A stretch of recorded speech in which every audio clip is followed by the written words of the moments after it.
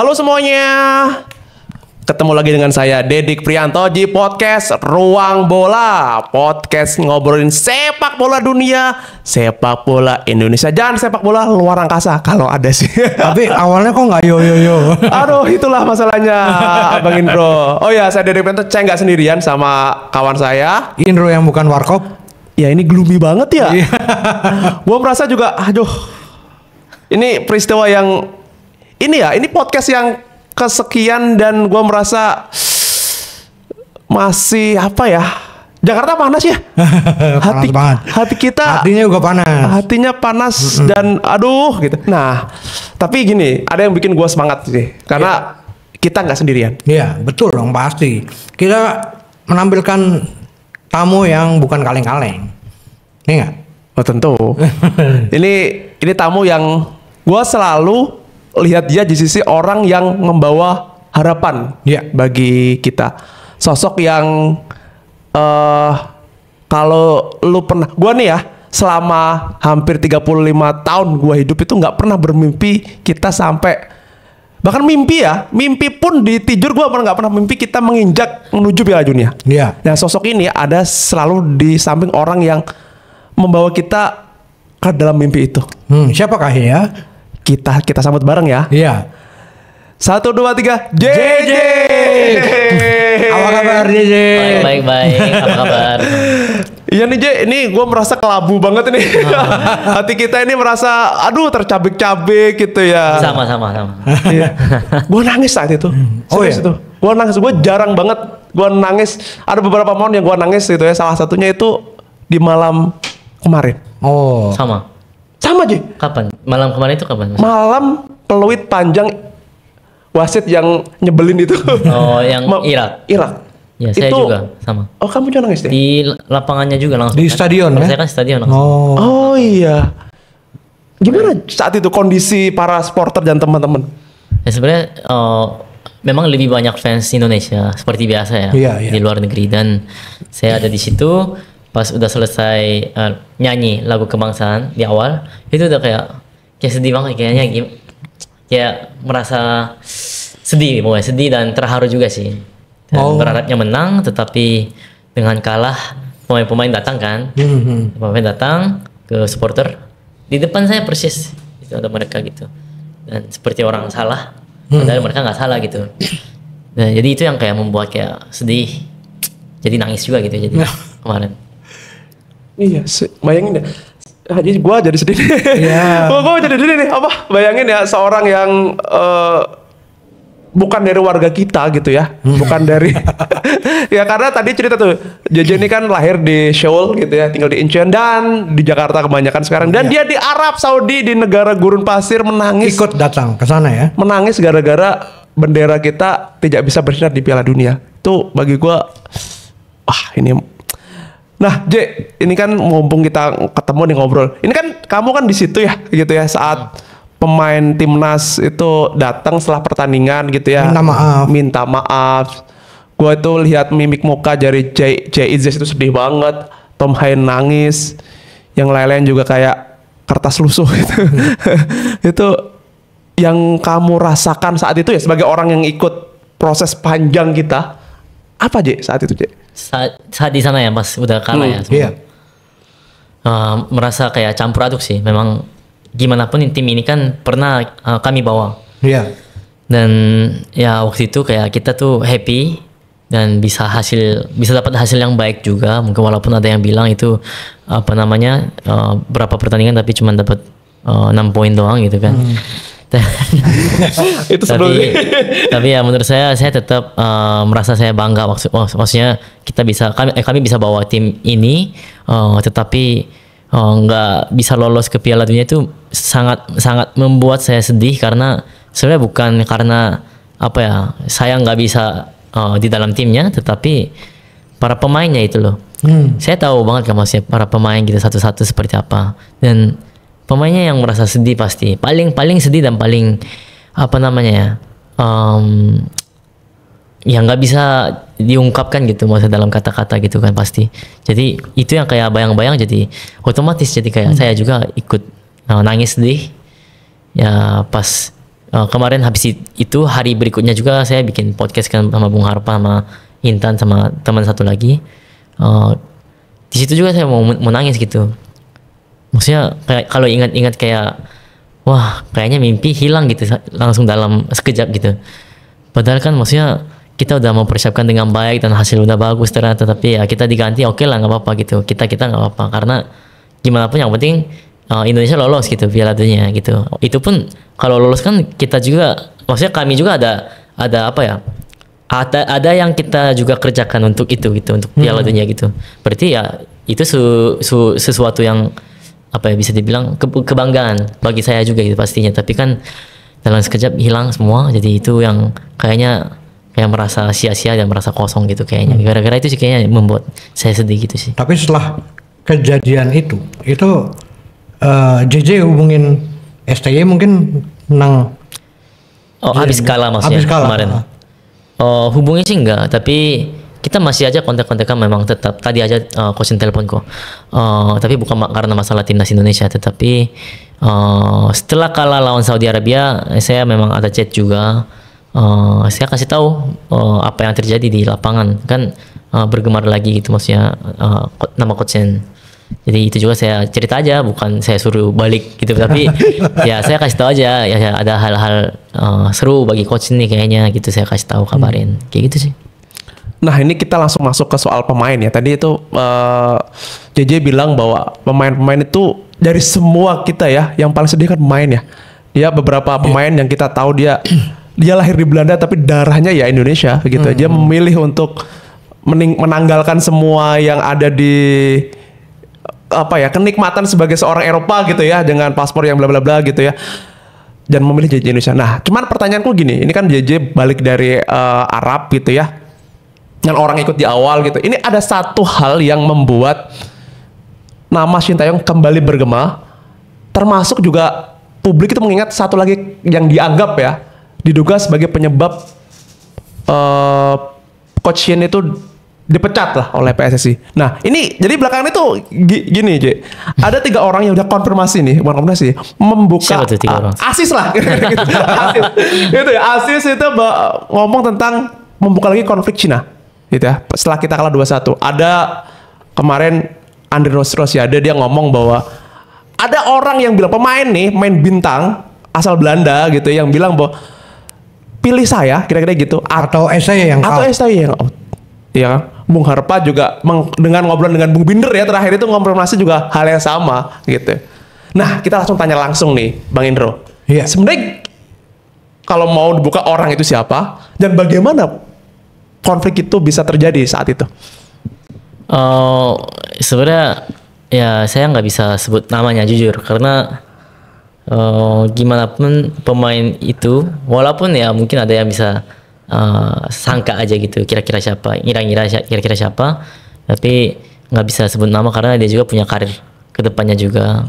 Ya masih punya chance lah maksudnya untuk nggak tahu ya kata-katanya apa ya, untuk melanjutkan karir dia lebih baik lagi gitu kan, maksudnya walaupun ada melakukan kesalahan mungkin menurut saya gitu. Jadi apa ya, habis kita lawan Bahrain, kita kan pindah ke Cina. Dan memang coachnya itu selalu berikan waktu biar refreshing dulu pemain. Jadi nggak langsung coachnya kasih masukan gitu setelah selesai pertandingan, biasanya begitu. Sehari 2 hari istirahat, pindah ke Cina, dan di situ baru hari ketiga atau hari keempat, pokoknya sebelum match, 3 hari atau 2 hari sebelum match itu ada meeting sama pemain. Itu memang hal biasa yang terjadi, karena 2 hari 3 hari sebelumnya kan harus meeting. Jadi taktik apa yang kita akan lakukan, dan kita evaluasi juga apa masalahnya selama pertandingan kemarin lawan Bahrain. Dan ternyata memang semua siapapun bisa nonton lagi ya kembali di YouTube juga ada, bahwa di pertandingan lawan Bahrain itu di babak pertama itu banyak kesalahan. Kesalahannya itu ada di build up. Padahal kita latihan terus-terusan build up dengan berani, dengan percaya diri, tetapi di babak pertama nggak ada sama sekali. Jadi setelah back pass ke kiper Martin Paes, selalu diam semuanya. Padahal kita tahu, kita pun tahu pasti. Setelah passing kiper kita bagaimana harusnya? Kita kan harus buka lebar dong lagi. Iya, nyari Bukan cuma tempat. diam.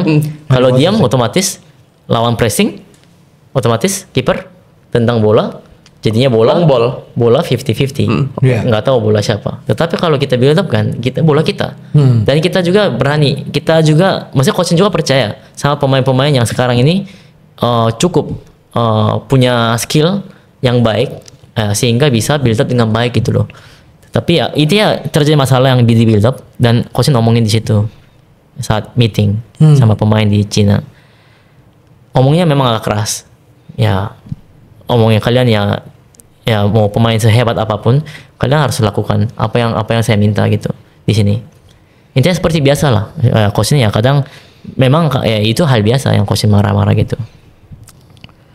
Tetapi mungkin ada yang nggak terima dan akhirnya terjadilah konflik itu yang dibilang mungkin. Dan dinamika ruang ganti itu bukan di ruang ganti sebenarnya. Oh sorry, dinamika ini bukan terjadi hanya di ruang ganti. Bukan hanya, nggak pernah terjadi kalau di ruang Di ganti. ruangan ini nggak pernah terjadi ya? Nggak pernah. Oh berarti ini mengkonfirmasi ini dong bahwa STY dianggap gagal mengendalikan ruang ganti. Ya kan? Ini kan salah Iya, satu iya. yang narasi yang terbangun di media. Lah menurut JJ gimana itu? Bukan di media tapi dari Pak Erick Thohir yang ngomong langsung sih kayaknya. Oh gitu. Kan pas di press conference kan ngomong betul. ada dinamika ruang ganti, itu kan dan komunikasi, ya itu. Dan itu enggak. Nggak pernah ada. Ya, komunikasi apa masalahnya? Kalau gitu komunikasi sekarang lancar kenapa gagal? Terus kedua ya dinamika ruang ganti nggak pernah ada. Oh. Nah dinamika apa yang dia omong maksudnya saya nggak tahu. Ya bisa aja terjadi dinamika ya, dimanapun di tempat manapun di waktu manapun ya pasti bisa terjadi yang namanya dinamika gitu. Kalau bilangnya masalah bahasa yang tidak nyambung itu Nggak pernah terjadi. nggak pernah terjadi ya? Swear nggak pernah. Ini sampai swear loh. Berarti gua ini membantah banyak hal bahwa STY tidak mengendalikan ruang ganti. Faktanya sebaliknya. Karena kalau menurut bahasa nih, kita lihat pertandingan kemarin Arab lah. Emang pelatih Irak menguasai bahasa Arab? Dia ada penerjemahnya loh di sampingnya. Ya kan? Iya, Itu nggak iya. logis menurut gua ya.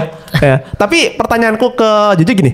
Kalau ini kan dinamika di luar ruang ganti, pemain ini yang diduga Mads Hilgers, diduga Mads Hilgers, dia bilang bahwa gua out atau lu STY out ke Erick Thohir. Berarti kayak gitu mungkin terjadi ya?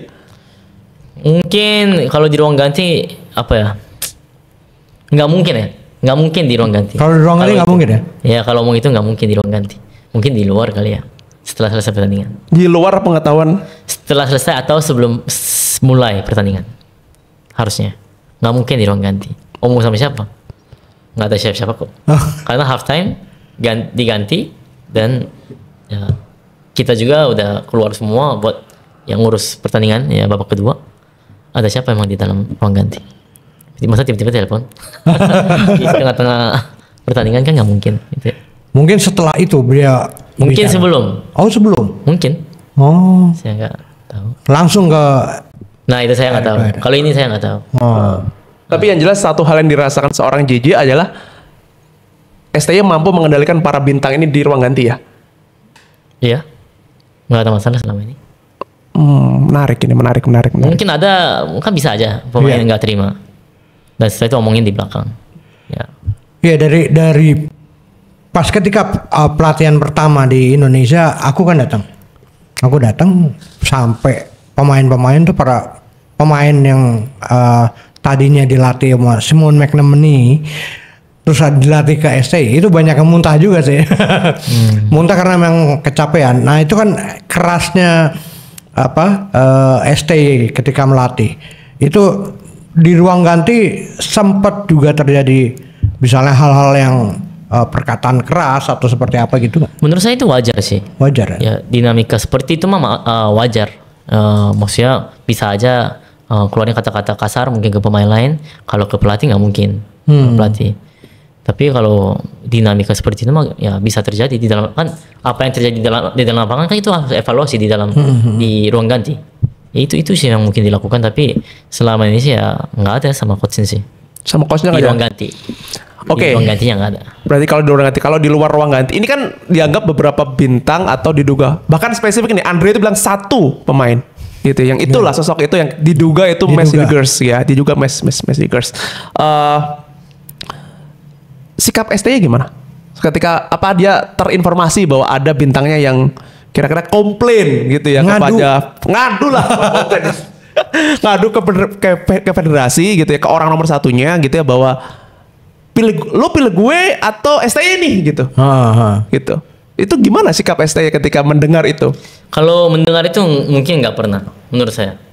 Saya juga jujur kalau masalah itu nggak dengar. Masalah STY yang out atau saya yang out itu nggak dengar. Tapi mungkin kata-kata lain yang saya dengar. Kalau ini sih ya saya bisa pastikan itu fakta karena saya yang dengar langsung dari Pak Sumarji juga, dan kita akhirnya sampai ke Coach dan Coach pun ya nggak ada pilihan lagi, harus bujuk-bujuk pemain ini yang mau pulang. Jadi ya mungkin Coach juga memikirkan posisinya Pak Erik juga, dan masalah media juga, masalah tim juga, mungkin masalah yang harus dipikirkan. Dan ya akhirnya dibujuk-bujuk sampai dimainkan lagi gitu masih melakukan bujuk-bujuk ya kepada pemain tersebut gitu ya. Kamu mau apa enggak gitu, tapi ternyata dia tetap nggak mau. Setelah itu nggak tahu yang bujukin dia siapa. Ada beberapa pihak yang bujukin dia jangan pulang, kalau pulang sekarang bakal ada masalah besar, pasti dong di media. Iya. Pasti jadi masalah besar, jadi ya dia akhirnya nggak pulang. Dan ya oke, lawan Cina, bukan meremehkan Cina, tapi lawan Cina oke lah, bisa harusnya, karena dia levelnya oke. Ternyata pemain itu jadi starter saat di Cina setelah dibujuk. Iya, benar. Oke. Mengerucut ini. Iya, ketika setelah pertandingan melawan Cina itu, apa benar federasi PSSI ini marah kepada Sintayong? Marah sih nggak tahu, tapi ada yang komplain kok startingnya gitu. Ya terus kenapa? Itu kan apa namanya, wewenangnya Pelatih, head coach. Menurut saya itu bukan ada yang balas gitu ya. Tapi yang saya pikirkan gitu, ya itu kan wewenangnya ya coach gitu. Kenapa lu pada yang harus ngatur gitu? Itu sih. Cuma itu aja. Ada yang komplain ada, tapi nggak sampai suruh pertandingan berikutnya harus mainin ini, main itu, nggak ada. Nggak ada. Nggak sampai intervensi lah gitu ya. Nggak bisa lah kalau coach intervensi. Oh ya, ini menarik ya. Nggak bisa kalau coach intervensi. Nah, ini menarik, harus kita tanya. Diintervensi. Oh ya, sorry, nggak bisa diintervensi. Nah, ini menarik ini. Ini salah satu yang bikin selama kepelatihan, selama gue ngikutin timnas itu, Coach Sintayong ini salah satu yang bahkan ya mau masuk ke ruang ganti aja kan dilarang gitu, dan jatuhnya begitu. Nah, seberapa keras soal intervensi itu? Nggak tahu kenapa ya. Dari awal kan memang sangat tegas, dan itu kan memang di media sering keluar. Mungkin karena itu juga, jadi udah nggak ada yang mau coba-coba kayak misalnya pemain titipan gitu. Itu aja kok hampir nggak ada. Memang walaupun ada 1-2 kali di awal, tetapi habis itu udah nggak pernah ada lagi. Dan pemain titip nggak ada, dan juga nggak ada yang berani lagi kayak harusnya mainin ini, mainin itu. Tapi pas lawan Cina habis itu ya baru ada pertama kali, ya bukan di intervensi tapi ya apa yang namanya, protes di aja. protes. Ya. Oh, jadi setelah bintang-bintang ini ngadu gitu ya, bukan bintang sih, salah satu bintangnya dianggap bintangnya itu ngadu, baru setelah itu mulai ada protes. Tapi nggak tahu protes juga apa enggak dari pihak PSSI ke Patrick saat lawan Saudi Arabia. itu malah Pak Sumarji yang membocorkan. Ini kita bingung kenapa formasinya kayak gini. Tapi kita simpan itu soal pertandingan timnas itu nanti. Kita ngomongin soal ruang ganti karena kita ngomongin ini JJ karena ini salah satu yang dianggap biang STY dipecat gitu. Karena ini penting untuk publik itu tahu bahwa ternyata kan satu ruang ganti aman kok, Aman. bisa terkendali kok. Bahasa buset, pelatih Irak mana ngerti bahasa Arab ya. Iya. Sekarang gini aja, kita kan ada bintang yang dibilang bintang itu kan levelnya memang setinggi apa coba? Iya. Sekarang paling tinggi apa coba? Ya harus idealnya top level ya. Paling bintang di timnas saat ini siapa? Berarti ya paling J. mungkin J di Serie A. Iya, Serie A. Sekarang oke. 2018 Coachin handle juga timnas Korea. Waktu itu kan memang kalahin Jerman juga. Iya. Itu kan ada pemain timnas Korea levelnya di atas mereka semua. Standarnya ya. Standarnya udah pasti dong. Udah berbeda. Dan ada lagi Son di atasnya mereka juga semua. Masa nggak bisa di handling terus akhirnya masalah? Kan enggak. Kan sampai kalahin Jerman itu bagaimana caranya? Iya. Ranking 1 pada saat itu. Ya itu aja udah. Ya lu sebintang apapun ya selama ini udah terbukti. Nggak usah ngomongin coachnya itu nggak bisa handle pemain-pemain bintang gitu. Itu udah nggak masuk akal gitu. Ya lihat aja 2018 gitu. Itu aja sih. Kalau hubungannya sendiri dengan mungkin secara keseluruhan pemain di luar ruang ganti, hubungannya seperti apa sebenarnya? Coachin sama pemain-pemain. Pemain-pemain dekat. Apa tahu semua? Nggak ada yang nggak tahu sih kayaknya masalah itu. Pendekatan cara pendekatan coaching juga kan sangat oke gitu, dan pemain juga ya terima, malah mereka juga yang bercandain balik gitu. Ya, itu kan maksudnya ya bukan dibikin-bikin gitu loh, bukan di setting-setting, tapi secara natural pemain-pemain juga senang gitu sama coaching gitu selama ini gitu. Iya, gue jadi inget tuh salah satu yang dekat itu kan Rizky Ridho ya. Dan dia juga yang diorbitkan kan. Karena dia tuh cerita, gue lupa di podcastnya siapa ya. Tapi dia cerita tuh, dia tuh pertama kali tahu Rizky Ridho nih soal protein itu ya dari coachin. Katanya, gue dulu nih katanya, kalau makan ya dimakan aja, yang penting kenyang. Kenyang bisa latihan. Gue baru tahu protein itu dari coachin. Makanya dia bilang kan, coachin juga bilang tuh, salah satu pemain yang dia dekat adalah Rizky Ridho. Bahkan dia seperti anaknya, saya lupa kedua apa ketiga gitu, seumuran kan gitu. Di nikahan dia bikin video karena nggak bisa datang. Rizky Ridho bahkan juga bikin bikin caption yang kalau sekarang dilihat tuh sedih banget, ayahku gitu. Saya minta kirim videonya itu. Saya bikin videonya. Oke, akhirnya akan upload. Itu oke banget. Nah, ya, soalnya Dito juga nggak undang coachin sebenarnya. Kasih undangan tapi nggak bisa datang karena memang jauh juga Surabaya. Ya gitulah. Sampai gitu hubungannya ya, sedekat itu ya, sampai Betul. bikin video. nah soal satu hubungan nih, ada satu pemain yang masih ganjel sampai sekarang ya, di para penggemar timnas juga memikir hal sama. Ini soal Elkan Bagot. Itu sebenarnya bagaimana itu ininya? Kok tiba-tiba tidak bisa dipakai lagi? Tiba-tiba ketika kita membutuhkan saat Olimpiade tidak bisa, dan sampai sekarang jadi misteri terbesar dalam sepak bola Indonesia. Tapi itu kan rahasia umum ya sebenarnya, pada tahu sebenarnya kan. Tapi nggak ada yang omong valid aja kan. Ya sesuai dugaan, maksudnya kan udah dipanggil nggak datang. Ya coachnya lihat nggak ada nasionalisme dari dia. Dan kita nggak boleh pakai lagi pemain yang nggak ada hati ke timnas. Kalau ada satupun pemain kayak gitu, itu bakal menghancurkan tim kita pasti. Yakin itu. Makanya selama ini coaching juga keluarin pemain-pemain yang tidak disiplin dan tidak ada hati ke timnas, itu semua dikeluarin. Berani keluarin sejago apapun gitu. Kayak gitu waktu itu. Dan waktu U19 kayaknya deh, U20, U23. Intinya waktu itu juga Dewa nggak juga kan dikeluarin. Selama 2 tahun nggak pernah dipanggil. Dewa itu kenapa? Ya waktu itu ada masalah juga, masalah disiplin. Oh, Itu sih. sama kayak Yuda ya, si Korea satu. Itu Yuda itu left back kita paling oke di zaman itu. Dianggapnya gitu. Di Yang U19.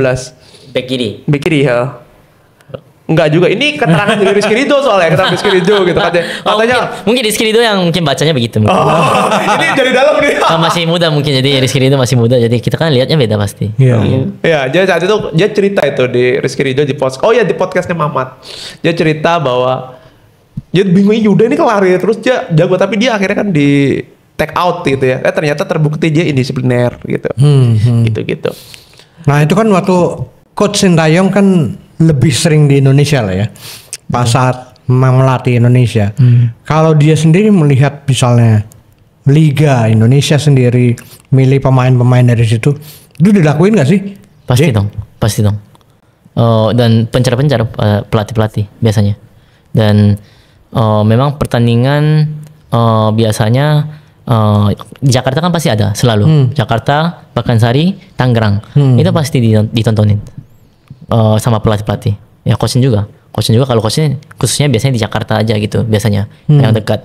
Dan sisanya kalau misalnya di jam yang sama ada tanding di Tangerang atau di Pakansari ya dipencar. Jadi dan ya kita pantau terus pemain-pemain yang mana yang kira-kira baik untuk TC berikutnya, siapa yang coba kita bisa panggil dan ya membuat persaingan yang baik, yang sehat di antara pemain timnas waktu itu. Nah, ketika misalnya dilihat dari liganya, posisi ini nggak ada nih. Coachin minta diaspora atau seperti apa untuk ke PSSI-nya? Sebenarnya kalau diaspora memang coaching minta beberapa, tetapi nggak banyak sebenarnya. Nggak banyak juga. Tetapi setelah ganti ke era Pak Erik, itu udah mulai cepat dan banyak naturalisasi. Dan memang lebih banyak, lebih oke katanya. Karena database-nya kan ada. Jadi pilih pemain lebih gampang. Ya udah waktu itu makanya setelah ganti ke eranya Pak Erik, jadi cepat dan memang semakin banyak gitu naturalisasi gitu.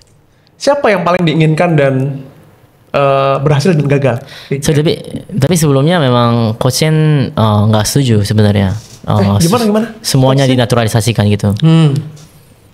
Kan pihak PSSI kan maunya semua.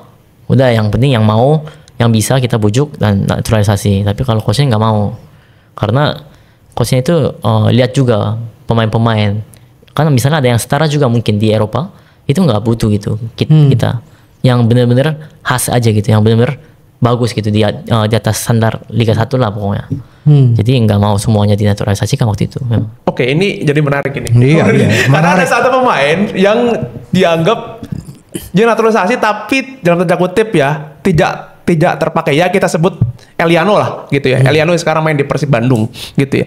Di zaman STY dia jadi naturalisasi gitu ya. Zaman Pak Erik lah spesifik, tapi dia jarang dapat tempat di Timnas. di timnas gitu. Apa itu yang mungkin salah satunya?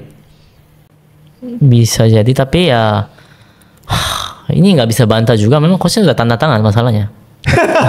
Ya kan maksudnya kan selalu begitu selalu. Jadi prosedurnya naturalisasi selalu gitu. Dikasih surat. Misalnya coachnya mau siapa, walaupun nggak mau dikasih surat. Ini atas berdasarkan kemauan coachnya nih, tanda tangan. Ya udah, oke. Udah. Makanya jadilah warga negara Indonesia, jadilah warga negara Indonesia kayak gitu intinya. Ya mungkin prosedurnya walaupun panjang dan lebih banyak lagi, bukan cuma tanda tangan doang. Nah intinya itu, dan pemain gagal gimana ya? Gagal naturalisasi saya nggak tahu ya. Ini gagal apa enggak kan kita nggak tahu jujur. Ya bisa aja kedepannya mungkin bagus gitu. Kan saya nggak tahu. Tapi ya ada satu pemain yang bukan ya, keinginan coachnya memang. Ada satu pemain yang bukan keinginan coachin. Ya. Itu sekarang ada di Timnas. Ada. Reguler di Timnas. Regular timnas maksudnya gimana? Reguler main jadi di JSP atau Sering di main. nah, Ya saya lihat kemarin sering main kok. Main aja. di 2 pertandingan terakhir main. Main. Oke. Siapakah dia? Siapakah dia? Oke. Bukan meremehkan pemain tersebut, tetapi coaching juga mungkin bukan tipenya coaching ya mungkin ya. Jadi makanya coaching nggak mau pakai sebenarnya. Oh, menarik ini. Nah, saya jadi penasaran tadi kan JJ soal jadi nasionalisme di sepak bola menurut Coach Sintayong itu seperti apa sih gitu. Jadi penasaran. Ya, kan itu kan karena terjadi masalah, makanya kelihatan. Kan biasanya kan kita bisa lihat juga maksudnya dari hari-hari biasa gitu. Maksudnya nggak mungkin dong kayak saya tunjukin dirinya itu saya orangnya nasionalisme banget nih gitu kan, nggak mungkin gitu. Tapi dari sikap mereka, dari attitude mereka ke timnas ini bagaimana kan bisa kelihatan gitu. Itu aja sih yang bisa dilihat mungkin. Oh, berarti itu jadi salah satu titik yang membuat STY ya pemain itu harus maksudnya Mas harus nasionalis dulu gitu ya. Pasti dong.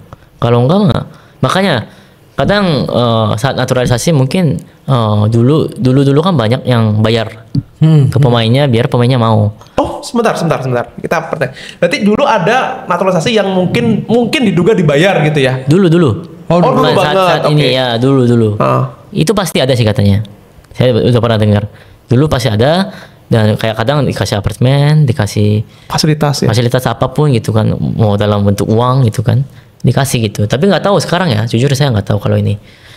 Intinya kalau misalnya dikasih begitu kan, secara otomatis mereka bukan karena cinta negaranya, tetapi karena cinta duitnya gitu kan. Cuan.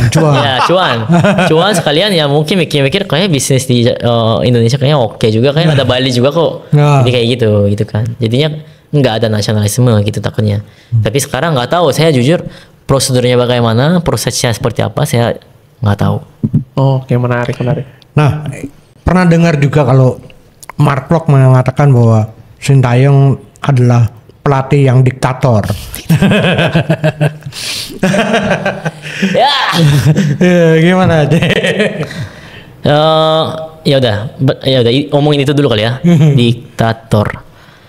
Setelah ada berita seperti itu, kita baca langsung heboh dong. Itu memang setelah dipecat. Iya, Dan itu udah diangkat Patrick Kluivert sebagai pelatih kepala waktu itu. Iya.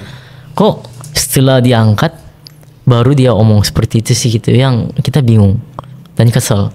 Kok dia omonginnya bukannya fakta. Dan dia soalnya dia bilang juga ada komunikasinya nggak lancar kan ya. Karena harus lewat saya, harus lewat Jin dan lain-lain. Kita kesel banget. Nah, akhirnya Super Jin chat langsung. Jangan ngomongin yang nggak ada gitu. Dan udah dia katanya gini balas. Akhirnya dia revisi lagi katanya omongan dia. Katanya sih begitu. Dan ya saya ngakui coachnya itu memang benar diktator di lapangan.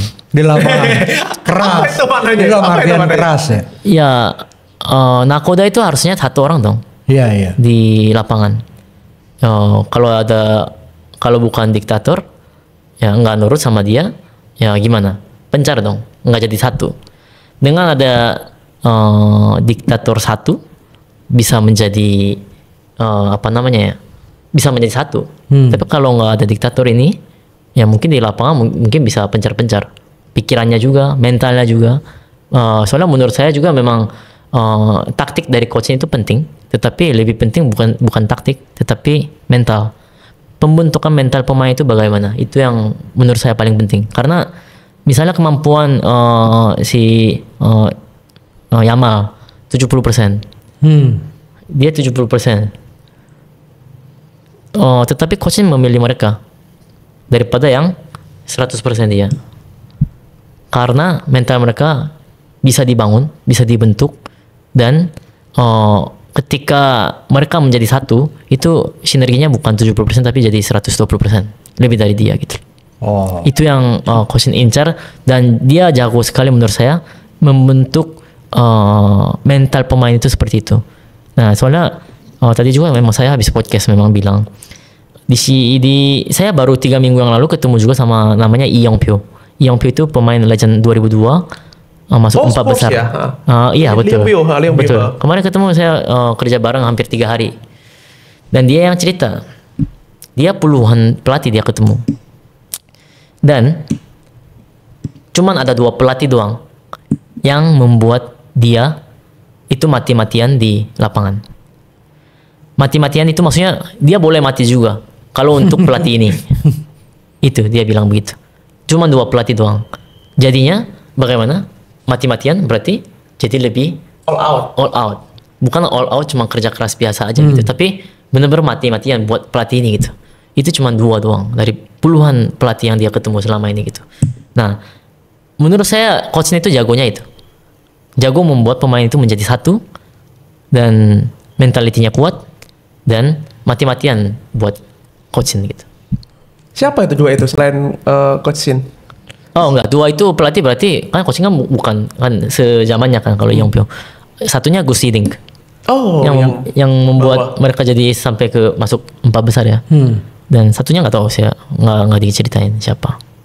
Itu yang, dan setelah saya dengar, saya udah tahu sepertinya di dalam otak saya, tapi nggak tahu dalam kata-kata apa sih sebenarnya. Nanti setelah diceritain sama Yong Pyo, saya tahu, oh benar sih, Kosin kayaknya itu benar. Iya, karena kalau misalnya kita lihat ya beberapa pemain kita itu potensi terbaiknya di situ. Marceng. Marceng kan kalau kita ngomong kan jarang main ya. Joksport gitu ya, dan tapi ketika dia main timnas itu 1.200 deh. Dan beberapa pemain juga sama gitu. Jadi itu kayaknya jadi salah satu khas STY kan, bahwa dia itu mampu menjadi diktator dalam diktator di lapangan. Kalau di luar nggak mungkin, di luar lapangan nggak mungkin, karena ya kan terbukti masih pemain-pemainnya bercanda-bercanda, masa bercanda sama diktator kan nggak mungkin ya. Mau dihajar apa sama diktator gitu. Nah, pertanyaannya adalah Coach Sintiong itu pernah marah banget gak sih sama pemain? Marah banget gitu? Pernah marah banget. Apa nih? Nunggu apa?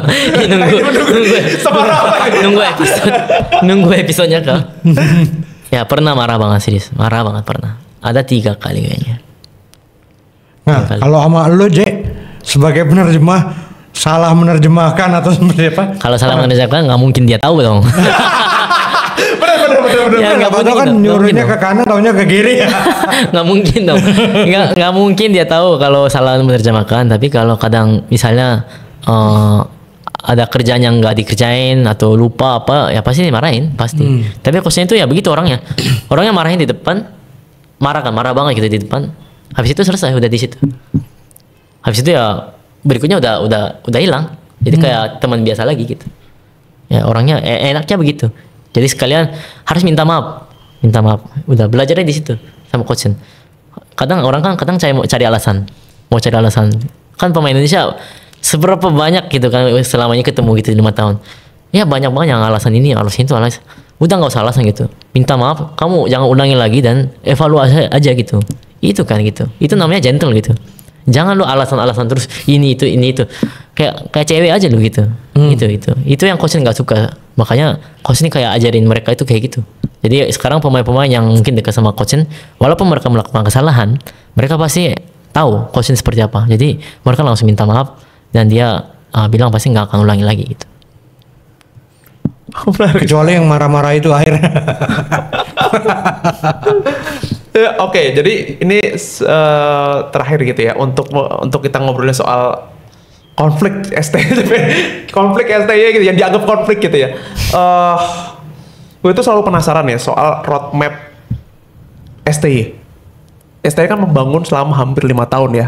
Sebenarnya roadmap yang dibayangkan tentang sepak bola Indonesia itu seperti apa sih gitu? Kalau seandainya nih STY sekarang masih stay on head coach gitu. Atau dari pertama udah ngeliat, waduh dapat pemain-pemain yang kayak gini gitu. Terus mengubahnya seperti apa roadmapnya? Enggak, malah coach ini karena dapat ketiga timnas, jadi malah senang dan bisa ngatur menurut dia. Kalau senior doang dia dapat, mungkin dia nggak bisa naikin pemain-pemain U19 atau U23 ke senior gitu. Tapi karena dia ketiga tim pegang, makanya ya seperti itu, diktator timnas. Jadi ya lu main bagus, gue bisa naikin ke senior, mau apa enggak? Ya udah akhirnya jadi otomatis kerja keras. Kalau misalnya pelatihnya beda kan nggak mungkin bisa ya. Dan kalau masalah roadmap setiap tahun kita buat sepanjang setahun ya itu ya. Setahun kita buat terus-terusan. Dan kita kan udah tahu maksudnya FIFA kalendernya apa, dan menurut kita mungkin ada AFF U23, jadi kita tesnya mulai dari kapan, senior mulai dari kapan, dan misalnya Piala Asia senior kemarin juga tesnya satu bulan itu di mana kira-kira, mungkin Dubai, Turki, itu udah ada plan semua, biasanya begitu selalu. Tapi dalam roadmapnya STY 2026 ini masuk Piala Dunia nggak? Masuk pasti. Masuk dong. Masuk ya? Malah nggak usah ke round 4. Oh, gimana? Menurut coach nggak usah ke round 4 juga. Udah dipikirkan. Setelah lawan Saudi, AFF selesai, coach kan balik ke Korea sebentar. Habis itu mau ke Eropa langsung buat ketemu sama owner atau manajer klub yang miliki pemain-pemain Indonesia yang naturalisasi, biar bisa negosiasi panggil lebih cepat pemain-pemainnya.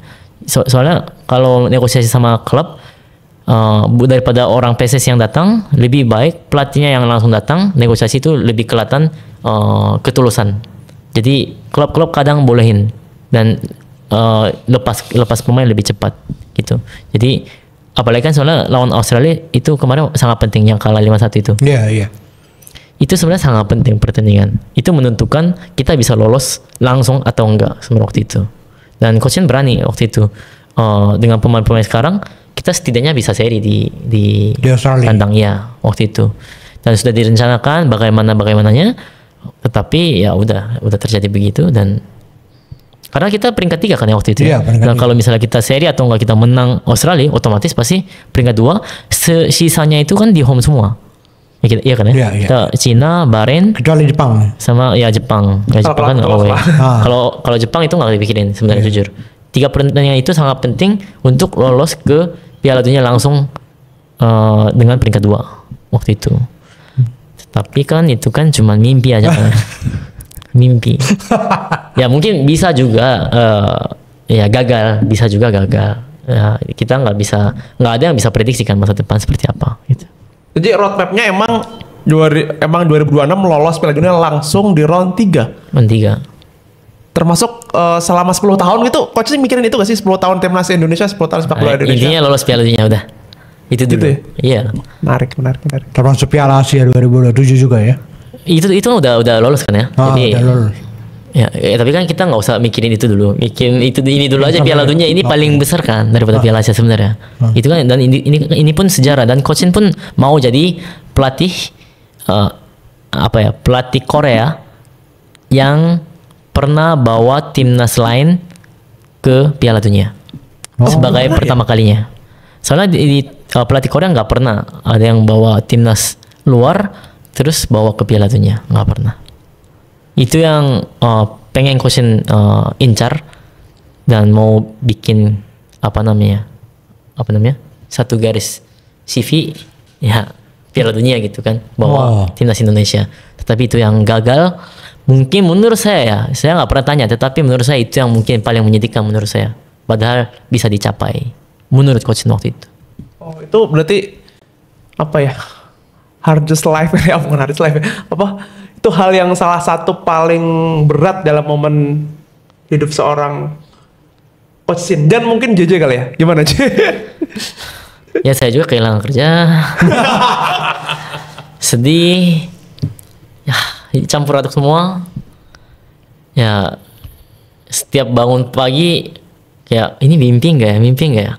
Selama seminggu 2 minggu itu ya begitu di awal pemecatan itu. Beneran. Ya jadi segitunya memang susah move on juga dan akhirnya sekarang nggak bisa move on. Jadi akhirnya saya buat YouTube kan sekarang. Makanya begitu. Apa yang diberitahu federasi ya PSSI dalam ini ketika terjadi pemecatan itu? Apa langsung ngomong ke coach atau seperti apa? Nggak ada, cuman ada hint, cuman kisi-kisi sedikit-sedikit aja. Karena waktu itu coach Shin kan punya foundation. Iya. Shinteong Foundation mau undang para exco, para pejabat-pejabat PSSI dan lain-lain. Tapi tiba-tiba katanya ada yang bilang, salah satu orang yang bilang, Salah satu exco. Bukan. Jadi katanya jangan dulu deh ini katanya. Padahal ini acara udah besar banget gitu kan. Jangan dulu deh. Wah, dari situ udah ngerasa berarti ada sesuatu. Tapi jangan gitu. Jangan ini gitu kan. Udah. Terus tanggal 6 Januari sebelumnya ya memang ajang meeting ini penting banget katanya. Ya itu tanggal 6 Januari pagi. Terus Pak Sumarji itu yang bawa surat ini. Saya benar-benar sedih. Saya benar-benar nggak tahu harus ngomong apa gitu. Udah akhirnya saya dikasih ini surat pemecatan, harus tanda tangan katanya. Udah selesai dan siangnya langsung press con. Wow. Siangnya seperti berarti 3 jam ngobrol sama sekali ya? Ya 3 jam. Pas ngobrol 1 jam setengah. Dan kita pun nggak ada yang tahu gitu alasannya apa. Nggak ada omongan ini nggak nyampe nggak dapet ini jadi dipecat gitu, nggak ada. Makan aja nggak pernah setelah itu. Waduh. Maksudnya kalau saya misalnya bos besar punya karyawan ratusan. Ini kan timnas apalagi. Ada head coach misalnya dipecat. Oke. Menurut saya kalau saya sebagai gentleman harus undang makan. Sorry. Kita minta maaf. Serius benar-benar mohon maaf. Kita ada program lain dan itu nggak cocok sama coachin. Jadi minta maaf dan saya mohon ya coachin mundur atau kita pecat. Itu yang mungkin menurut saya lebih masuk akal dan bakal lebih baik mungkin menurut saya vibes-nya. Dan coach pun bakal terima. Oke, ya kalau memang ya kalian pikirnya begitu, bosnya yang mikir begitu ya mau gimana kita? Ya udah nggak apa-apa. Harusnya menurut saya seperti itu lebih baik bukan? Gitu. Yang saya pikirkan. Coachin patah hati dengan Indonesia ya? Ya Indonesia sih enggak lah ya, karena ya masyarakat Indonesia ya betapa ini kan memberikan cintanya gitu kepada dia juga gitu sampai sekarang kan. Ya itu nggak bisa dilupakan dan sampai sekarang juga dia ingat terus gitu, pasti rindu gitu. Tapi ya karena cara federasi ya cara pemecatannya seperti itu ya sedih semua dan nggak ngerti kenapa kita harus diperlakukan seperti ini gitu, kayak dibuang aja sekali gitu dengan kirim manajer timnas yang bisa ngobrol baik-baik menurut federasi. Mungkin itu cuman narasi saya, asumsi saya. Tapi faktanya begitu. Berat ini. Berat ini. Ini karena kita ngomongin Oke, kita bergerak ke soal timnas kali ya. Ini karena tadi itu udah beberapa kejawab lah soal ruang ganti yang nggak ada, terus nggak ada kendali ternyata lah gimana wong ke ruang ganti aman-aman aja kan gitu. Terus mulai soal mimpi bahwa Indonesia itu ya bisa masuk Piala Dunia langsung di round 3 dengan segala perhitungan kalkulatif dan berdasarkan data kan. Coach ini selalu ngomongin itu kan, berdasarkan data. Termasuk juga soal pemecatan dan satu pemain yang bermasalah janji juga ngomong langsung ke federasi untuk pilih lu apa gue gitu. itu sih. Nah, ini kita ngomong soal timnas kemarin lah ya, sebagai orang yang datang di situ gitu ya, dan JJ juga sekarang menjadi pandit ya. Jadi pandit gitu. Kenapa timnas gagal di Piala Dunia aja menurut lo? Kenapa gagal?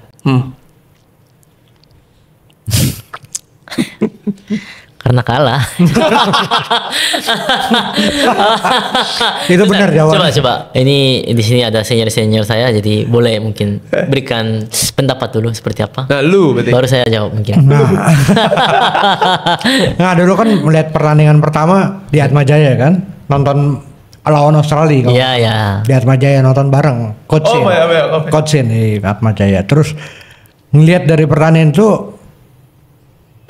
sudah bisa kelihatan, oh ini mainnya apa karena nggak ngerti ya, baru Coach Clovert gitu ya, baru ini atau seperti apa aja. Jadi bukan dari kita nih jawaban.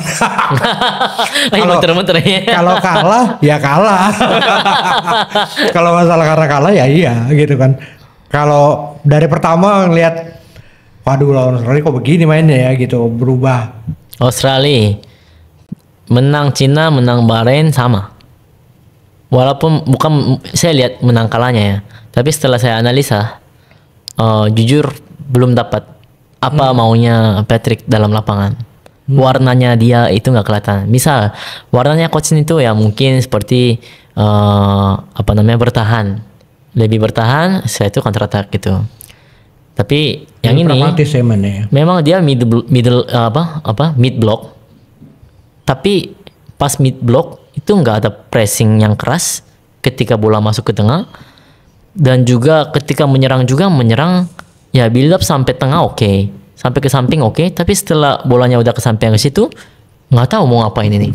Nggak ada latihan, kelihatannya nggak ada latihan ketika di third area gitu, udah di area terakhir sama sekali nggak kelihatan, cuman cross udah. Dan cross pun nggak ada pemain yang benar-benar bergerak dengan baik. Saya bingung juga, katanya kan maksudnya pelatihnya kan banyak dan pelatih terbaik.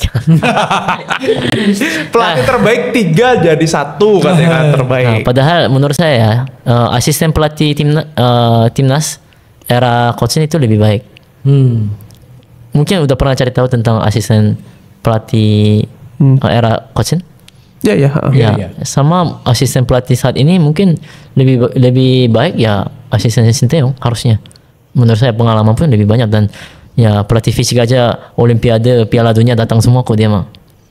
Tapi di era sekarang siapa yang pernah ke Piala Dunia? Adakah?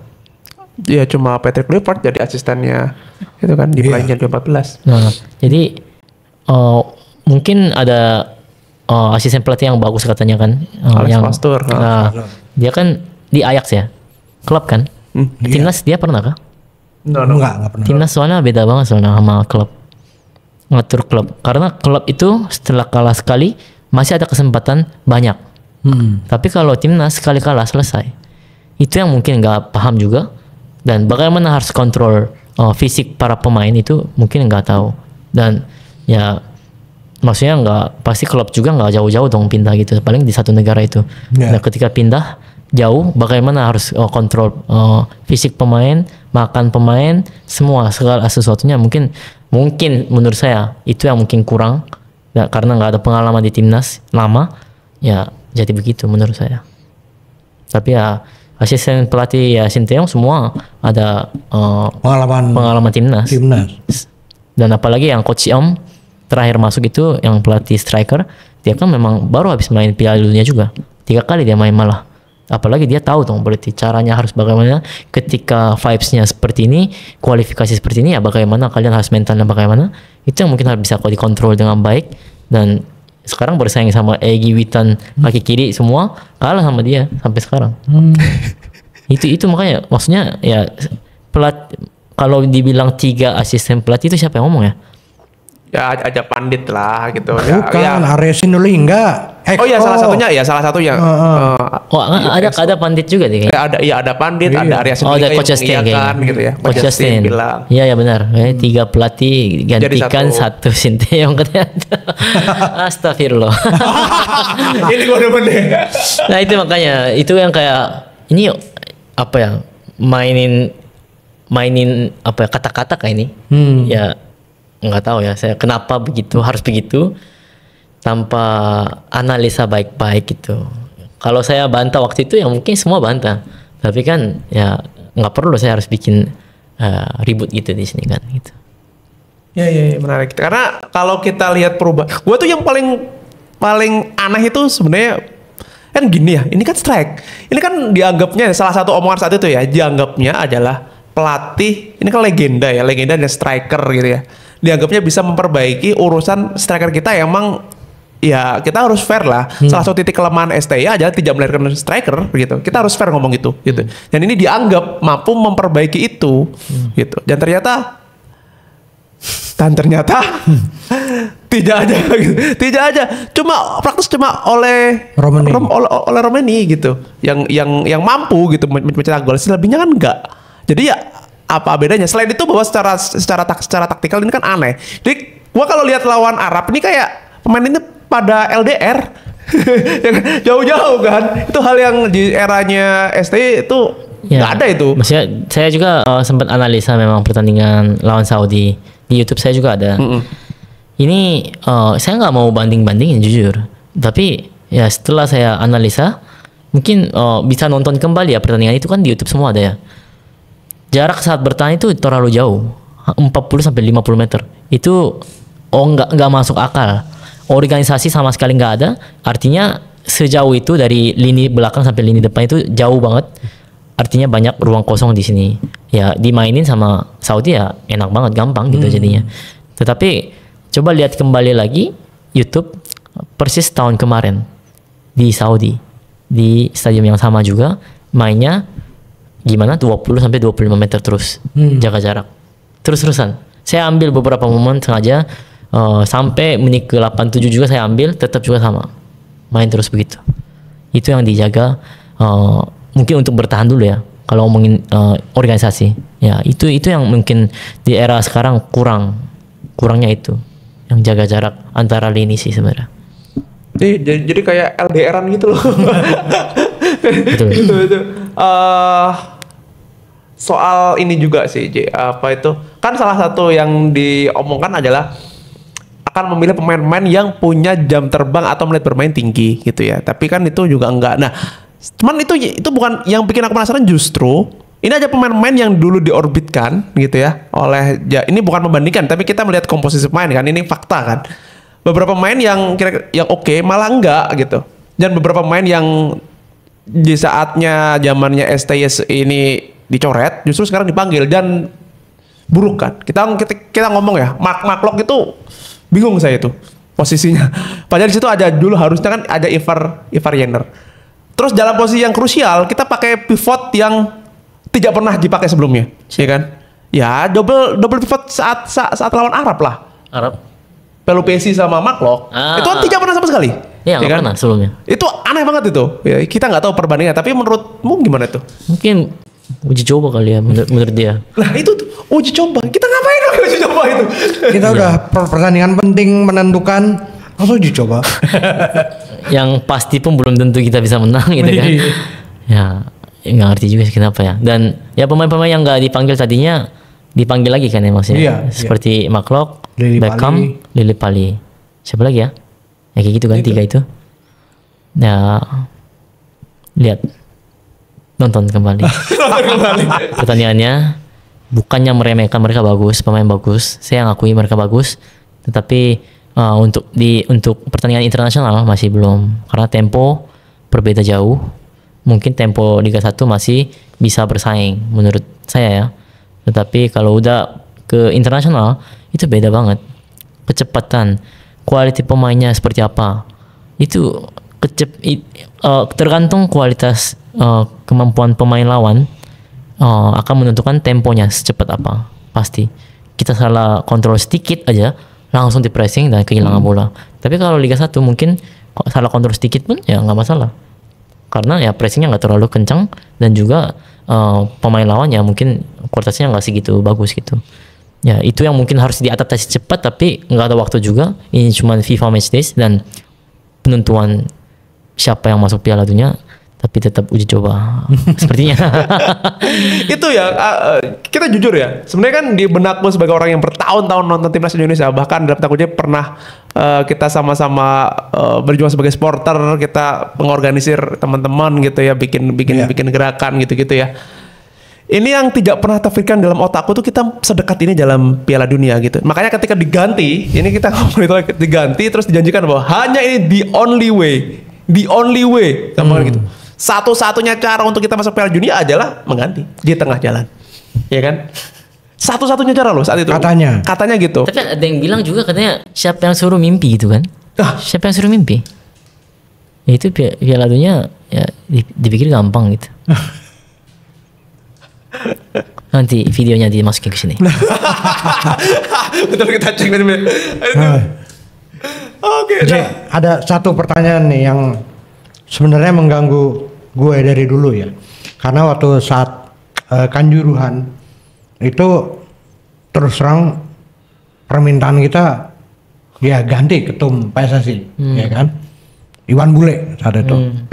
Tapi ketika itu Coach Shin nyatakan akan ikut mundur kalau misalnya Iwan Bule mundur. Itu kenapa sampai ngomong kayak gitu?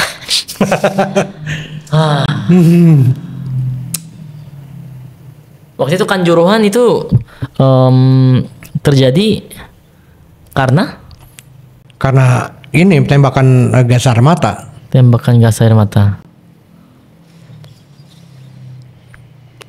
Penonton panik keluar, rebut-rebutan keluar, injak-injak 135 nyawa. Dan nggak setujunya itu karena Coach Shin mau mundurkan diri. Iya, kalau Iwan Bule mundur. Bukan dipecat kan? Tapi mundur saat itu. Karena kita mundur. Jadi saat itu tuh kira-kira supporter nih bilangnya, ya udah Iwan Bule aja mundur, STY nggak usah gitu. Iya. Kira-kira gitu. Saya nggak ngerti juga ya, tapi mungkin mau jagain. Saya jujur bingung saya, nggak tahu kenapa, bingung. Tapi saya udah jadi penerjemah coach Intan. Saya, Ha-ha. iya dong. Tapi nggak banyak kita ngobrol juga waktu itu, kayaknya COVID kan ya, zaman COVID bukan ya? Bukan. Setelah selesai. Di tengah. Iya. Ya tengah-tengah kan. Tengah-tengah menuju boleh gitu lah kira-kira. Iya, makanya kita nggak banyak ketemu juga, seingat saya soalnya. Memang banyak masalah juga karena COVID memang waktu itu sepertinya. Dan kejadian itu yang membuat coaching juga sulit. Padahal kita harusnya TC, kita pemain-pemain timnas harusnya main konsisten di liga, tetapi liganya berhenti. Jadi kita kesulitan juga sih kemarin. Dan saya jujur nggak tahu sih. Jujur sih ketika saya menyalahkan, ya nggak perlu begitu. Kalau sebenarnya kalau misalnya pelatih nggak perlu ikut-ikutan politiknya PSSI gitu kan, karena kita menuntut ketua umum PSSI ganti nih gitu kan, tapi kenapa ikut-ikutan gitu. Nah setelah itu aku dibully habis nih.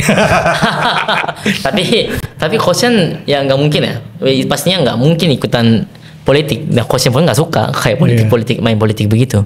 Jadi ya saya yakin sih ya bukan karena politik ya, pastinya bukan karena politik sih pasti. Dan ya nggak ngerti juga sih kenapa waktu itu kejadian seperti itu.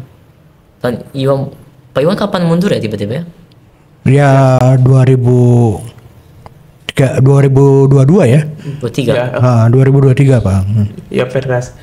Nah, ini pertanyaanku. Ini juga mengganggu pikiranku sih. Ini selama proses 5 tahun menukangi timnas dengan berbagai prestasinya, ini coach ini tuh pernah dirayu-rayu gak sih untuk keluar gitu? Dan dirayu oleh klub, oleh negara lain gitu?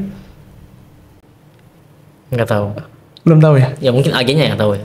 Kalau saya tahunya setelah dipecat, ada beberapa yang tawarin. Termasuk negara Asia. Negara Asia yang udah lolos Piala Dunia. Oh, sebentar. Yang belum lolos Piala Dunia. Ada negara yang udah lolos Piala Dunia nawarin coach Shin untuk jadi pelatih setelah dipecat. Saya dipecat. Boleh disebut gak? Kisi-kisi deh. Inisial. Bentar, ini takutnya salah. Tapi yang saya ingat itu ada Tan sama tim yang lawan kita terakhir. Irak. Lawan kita terakhir. Irak dong.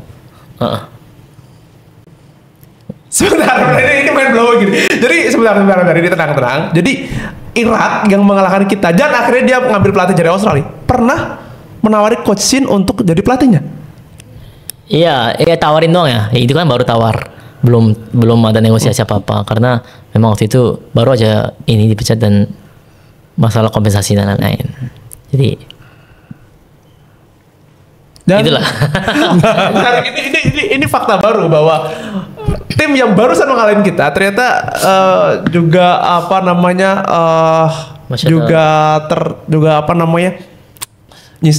ini main blowing banget sih, soalnya bingung bahwa dia tertarik untuk mereka seorang coach yang wow, ini berita yang sangat menarik sekali. Masih ada nggak ya?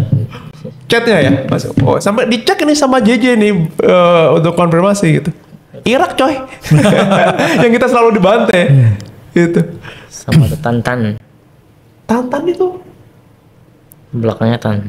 Belakangnya Tan. Oh, kayaknya gua tahu nih. Negara Tantan. Gitu. Pakistan. Butan. Thailand Tan. Oh my God. Nggak tahu di mana nih. Ya, menarik. Oke. Pertanyaan saya terakhir, kalau saya ya, nggak tahu Dedik. Kalau misalnya Coach Shin diminta untuk kembali melatih Indonesia, apakah bersedia? Selama federasinya masih ini nih. Federasinya masih begini. Masih begini. Harusnya enggak sih. Harusnya enggak ya. Harusnya enggak. Ini menurut saya aja. Saya belum tanya soalnya. Kalau federasinya seperti ini sekarang mau nggak tahu. Tapi kemarin pas podcast sama saya sih bilang masih terbuka. Masih terbuka. Pasti terbuka. Dan ya kalau klubnya ya, klub Indonesia yang mau ya dia juga terbuka. Tapi biayanya bisa dicocokin guys. Benar. Sepakat ini benar. Itu kan maksudnya. Tapi kalau seandainya timnas memanggil gitu ya, gitu. Supporter Indonesia memanggil nih ya, meskipun ya yang punya suara bukan kita lah ya. Itu coach masih mau ya? Masih bersedia dan Kayaknya sih macam. Saya rasa Asal sudah ada perubahan di federasi ya. mungkin ya. Nggak tahu nih saya. Harus telepon nanti. harus telepon. Ini berarti tugas selanjutnya. Kak JJ ini tolong diteleponkan. Oke, seandainya STY mau, kita berandai-andai nih ya sebelum kita tutup deh. Seandainya STY mau nih, menurut JJ seperti apa timnas? Akan jadi seperti apa? Apakah akan jadi seperti Belandanisasi seperti sekarang? Dan apa targetnya? Pasti akan seperti sebelumnya. Seperti sebelumnya, maksudnya sebelum PK masuk. Oh. Ya, seperti biasa. Ya, mungkin harus dikasih waktu sampai Piala Dunia berikutnya, berarti. 2030. Betul. Dan ya mungkin pegang timnas U23 juga. Oh, berarti 2 timnas aja ya? Senior sama U23 ya? Harusnya sama U19 juga. Tapi pasti coachnya kalau misalnya coachnya punya kuasa untuk itu ya, pasti di tim U19 itu ke Coach Nova. Saya yakin. Menurut saya sih. Nggak, jangan yakin deh. Sama kan. Berarti kita nanti udah Coach Nova karena dia udah ini kan udah kita kontak-kontakan gitu. Oke. Oke, the last kali ya. Pesan untuk apa ya? Pesan untuk kita semua lah, untuk sebagai pecinta sepak bola Indonesia. Semua pecinta. Gitu. Dari seorang JJ, seorang yang orang yang paling dekat dengan sosok yang pernah mengantarkan kita untuk bermimpi tentang Piala Dunia. Bukan saya sih, tapi pemain sih. Jadi ini sebenarnya udah selesai ya. Iya. Dan harapan masyarakat Indonesia benar-benar pecah belah. Dan ya mungkin pasti cari masalah kan. Dari siapa ini masalahnya, timbulnya dari siapa. Ya memang menurut saya juga harus ada yang tanggung jawab untuk masalah ini. Ini masalahnya memang nggak kelihatan dalam bentuk, tapi harapan masyarakat Indonesia itu lebih besar dari yang kelihatan sebenarnya menurut saya. Dan itu yang saya rasakan juga di stadion, di luar, dimanapun ketemu sama fans bola sama persis kayak gitu. Nah, siapa yang harus mempertanggungjawab itu? Itu yang mungkin harus dipertanyakan. Dan juga ya sepak bola ya belum selesai gitu maksudnya. Ini masih akan lanjut lagi gitu sampai Piala Dunia berikutnya lagi gitu. Jadi jangan sampai hilang harapan, tetapi tetap harus ada dukungan dari fans. Itu yang membuat pemain-pemain timnas itu ya bisa lari mati-matian di dalam lapangan gitu. Tanpa fans nggak akan sepak bola bisa maju soalnya. Itu sih. Oke. Thank you JJ udah datang ke podcast kita. Terima kasih. Oke, terima kasih Bang Indro. Ya. Kelabu berubah jadi optimisme gitu ya. Ya. Karena JJ juga optimis bahwa sepak bola Indonesia tidak akan pernah berhenti gitu ya. Drama itu harus diakhiri dan kepastian bahwa harus ada yang tanggung jawab gitu. Ya. Harus ada yang tanggung jawab. Kalau saya sih dalam posisi Patrick harus out lah. Fair kalau saya itu. Saya posisi ET harus mundur. Oh iya. Kalau saya masih negotiable itu. Tapi Patrick nggak out. Oh, ya otomatis. Dua-duanya Paket. Kalau saya masih negosiasi karena belum ketemu orangnya, tapi Patrick harus out karena dia harus tanggung jawab. Oke, gitu teman-teman, obrolan yang sangat menarik dari JJ. Sekali lagi terima kasih JJ. Terima kasih. Kami mendoakan yang terbaik untuk karirmu selanjutnya, dan untuk beberapa teman yang masih berharap STY akan balik, tenang. JJ sudah ngasih clue mungkin mau balik kalau titik. Gitu, oke. Sekali lagi terima kasih dan sampai jumpa di podcast kami selanjutnya. Saya Derek Prianto. Saya Ignatius Indro, dan jangan lupa subscribe, like, komen, dan juga share. Oke, terima kasih dan sampai jumpa. Terima kasih.